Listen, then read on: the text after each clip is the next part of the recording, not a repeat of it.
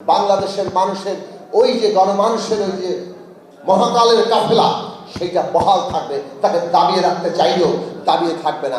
ইতিহাসে ক্ষণে ক্ষণে বারে বারে এই আসাদেরা, এই আবু সাঈদেরা জন্ম নেবে এবং তারা আমাদের কাঙ্ক্ষিত মুক্তি না হওয়া পর্যন্ত লড়াই চালিয়ে যাবে। আজকে বর্তমান অন্তর্বর্তী সরকারকে বলবো, আপনারা ইতিহাসের এমন একটা সন্ধিক্ষণে দায়িত্ব নিয়েছেন, যেই সন্ধিক্ষণে আমাদের দেশের রাষ্ট্রের নতুন পরিগঠনকে সম্পন্ন করা, তাকে সহায়তা করা, এগিয়ে নিয়ে যাওয়ার দায়িত্ব সমস্ত স্টেক হোল্ডারকে, সমস্ত অংশীদারদেরকে একত্রিত করে ঐক্যবদ্ধ রেখে ন্যূনতম জাতীয় ঐক্যমত্যের ভিত্তিতে এই রাষ্ট্রের গণতান্ত্রিক রূপান্তরের কাজটি আপনাদের সম্পন্ন করতে হবে।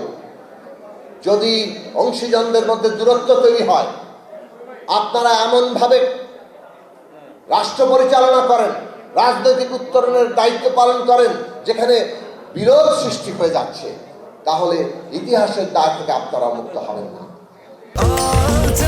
স্বাস্থ্যকর অল টাইম হানিকম্ব, সব সময় অল টাইম হেলদি লাইফ।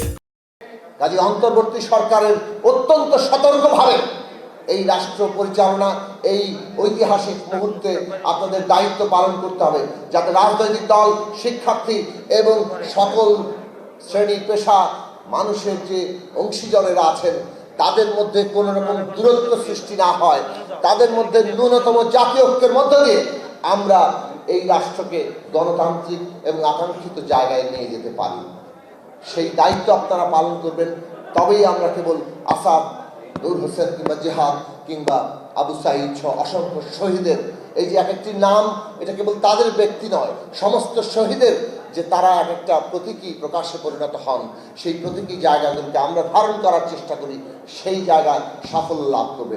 বাংলাদেশের মানুষের ওই যে গণমানুষের ওই যে মহাকালের কাফেলা সেইটা বহাল থাকবে, তাকে দাবিয়ে রাখতে চাইলেও দাবিয়ে থাকবে না।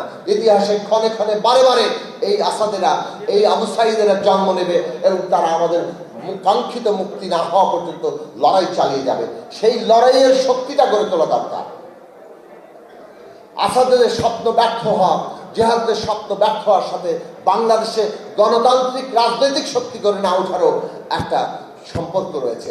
আজকের বাংলাদেশ দাবি করে বাংলাদেশে একটা সত্যিকার গণতান্ত্রিক রাজনৈতিক শক্তি গড়ে ওঠা। সেই আশা মানুষের মধ্যে তৈরি হবে, সেই কাজ তারা নিজেদের কর্তব্য হিসেবে নেবেন।